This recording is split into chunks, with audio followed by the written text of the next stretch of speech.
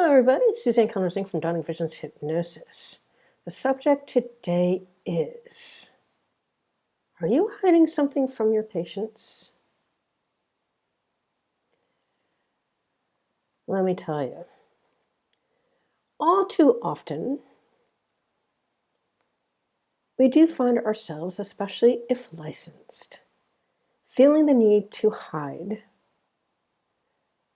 our own issues from our patients. This is a problem because one of the things that really helps to build a rapport with your patients is for them to know that you're a human being, that you have gone through similar things that they have and have figured out a way to heal. That gives them this thing called hope. Now, I tell my clients that it's great that they have hope, but once we start working together, meaning once they sign on to do a program with me, I tell them that we no longer are working with this thing called hope, and instead we're making dreams come true. Because so far as I am concerned, my job is to help delabelize them from the mental health diagnosis or diagnoses that they were given, which is able to be done about 85 to 90% of the time. And I know that being conventionally trained, you don't comprehend how that's possible. But I'll tell you, after 20 plus years in this business of doing hypnotism and neurolinguistic programming, it is possible. Because some of my clients have been healed going on 18 or more years at this point in time, after being in practice for over 20 years.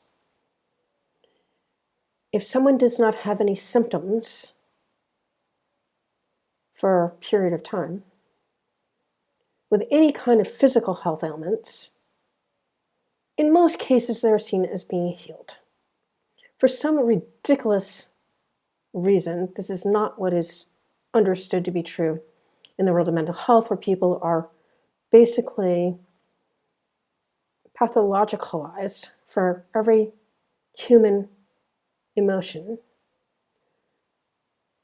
based on what is in the DSM-5 and 5R, mainly to sell drugs. That's the reality, folks. There used to be a time when people actually learned how to regulate their own emotions. They were not medicated for every tiny little thing. They did not do this thing called self-diagnosis, nor do they go out of their way to diagnose others with mental health issues.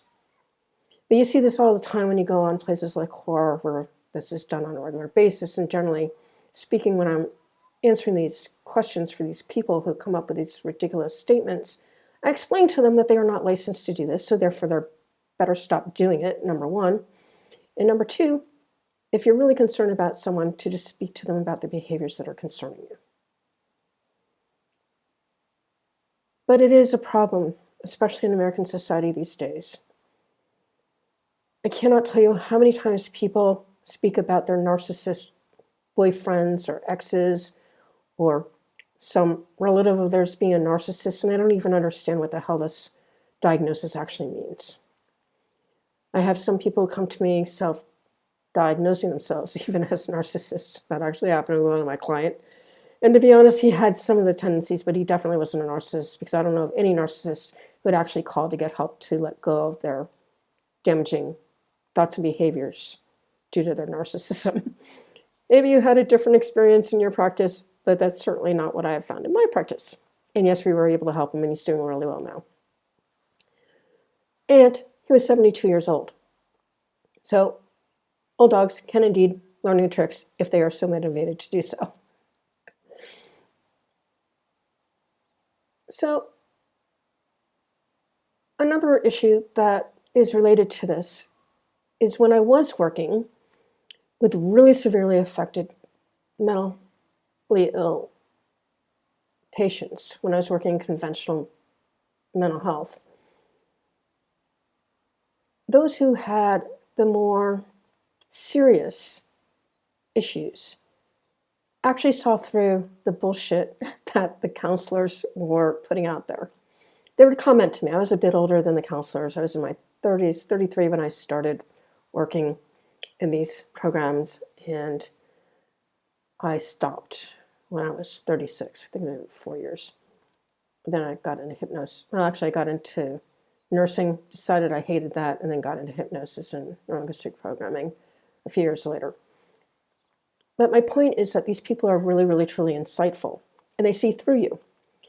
So if you're having issues relating to them, understand that they don't want to deal with people who are just a blank slate. It's really dehumanizing, number one.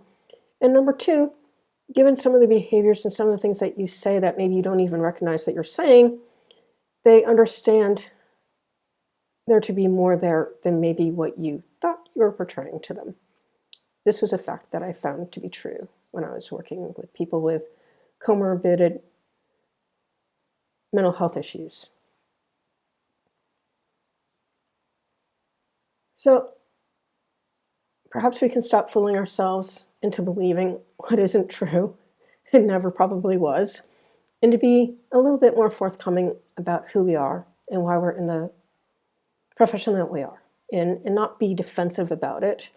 It is a normal, natural question for someone to ask a provider as to why they got into the profession. And if someone's willing to ask that question, it deserves an honest answer, as far as I'm concerned. If you want to have a human-to-human relationship, that is. Now, being a non-licensed person, I can really do whatever the hell I want because I don't have associations tying my hands from doing these things, and I don't really know what the rules and regs are through your associations. However, I do know that being honest with my clients has totally invested them in believing that I could actually help them because I overcame a lot of my own issues doing the things that I'm doing with them as they were done with me by my neurolinguistic programming trainers and one of my trainers of hypnotism as well. If you're interested in learning how to integrate hypnotism and neurolinguistic programming so you can actually help your patients transform their lives in a hell of a lot less time, so you can actually attract much more affluent patients who will pay you for programs at the level of $5,000 and up because they want to save their time because they have less time than they have money, you can find out how to contact me in the description below so you can get more information about that program. It's all done online, one-on-one, with a 12-month mentorship so you can actually learn how to apply the techniques in the correct order and how to do them correctly as you have clients who are patients in your case who might be a little bit more challenging and needing a little bit more help to figure out how to best apply these techniques to their case. I love doing the mentorship. I even love it more when my trainees are able to tell me a week or two later, oh my God, it worked.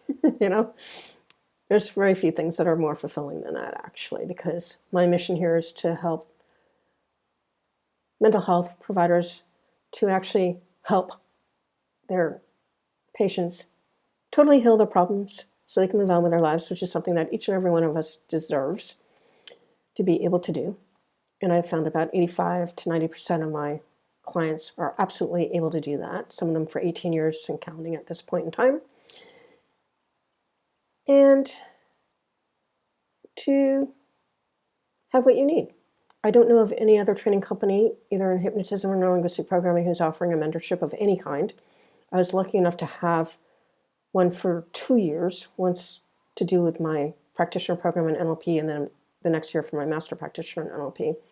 But they don't offer it anymore. But that is how I got really proficient at what I do, because I would call them every week to get input on how to best do the work that I was doing with my clients between sessions. So again, if you're interested in finding out more, by all means, check the description down below on how to connect with me so you can get more information. As always, I thank you for spending your time with me. Till next time, bye-bye all.